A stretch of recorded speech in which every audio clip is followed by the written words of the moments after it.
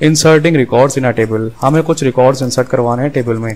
तो सिंटेक्स इसका क्या होता है, इंसर्ट इनटू टेबल का नाम आएगा फिर वैल्यूज आएगी, यानी आपको जिस टेबल पे भी काम करना है आपको इंसर्ट इनटू तो लिखना ही लिखना है।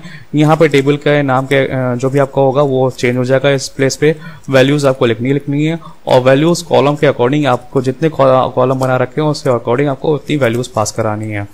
तो इतना करके देखते हैं अभी हम लोग, ठीक है।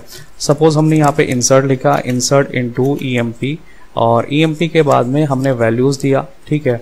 और वैल्यूज देने के बाद में एसएनओ में इंट जो भी रहेगा इंटीजर डेटा टाइप, हम उसको बिना किसी इन्वर्ट कॉमास के देख सकते हैं, हमें इसको फॉलो करते हुए करना है। एसएनओ इंट, ठीक है।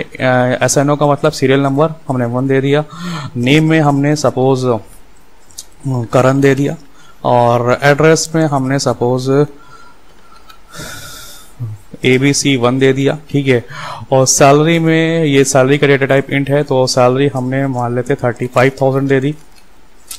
और DOB हमारा डेट ऑफ बर्थ जो है उसको हमने डेट फॉर्मेट में है, तो डेट फॉर्मेट के लिए हमें याद रखना है कि सिंगल इनवर्ट कॉमास में हमें ये वैल्यू स्टोर करवानी है, और जो भी डेट ऑफ बर्थ होगी बंदेगी, ठीक है। मान लेते हैं 2000, ईयर पहले आएगा, फिर हमारे पास मंथ आएगा, ठीक है।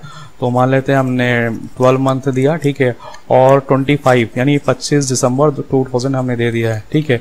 डेट जो होगी मतलब जो भी डे ऑफ द मंथ होगा यानी 1 to 31 के बीच में सबसे लास्ट में आएगा। तो इतना करने के बाद में हमें एंटर करना है, ठीक है। तो एक रिकॉर्ड हमारा इंसर्ट हो चुका है।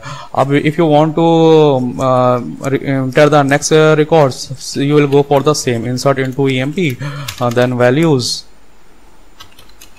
What ever the second option, मतलब सेकेंड जो भी आपका सीरियल नंबर है, अब यहाँ पे आपने एक नाम प्रीति दे दिया, फिर उसके बाद में आपने इसका ABC 2 एड्रेस दे दिया, इसकी सैलरी आपने 45 दे दी। अब आप देख रहे होंगे, ऑब्जर्व कर रहे होंगे, जितना भी इंटीजर टाइप में कॉलम का था, ठीक है, हम लोग वहाँ पे इन्वर्ट कॉमास नहीं दे रहे हैं, ठीक है।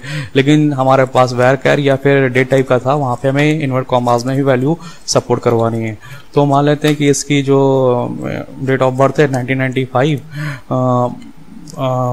मई, और कोई रैंडम डेट सेलेक्ट कर लेते हैं, ठीक है, और उसके बाद में सेमीकोलन लगा करके इंटर हिट करते हैं। तो ये हमारा 2 रिकॉर्ड इंसर्ट हो गया।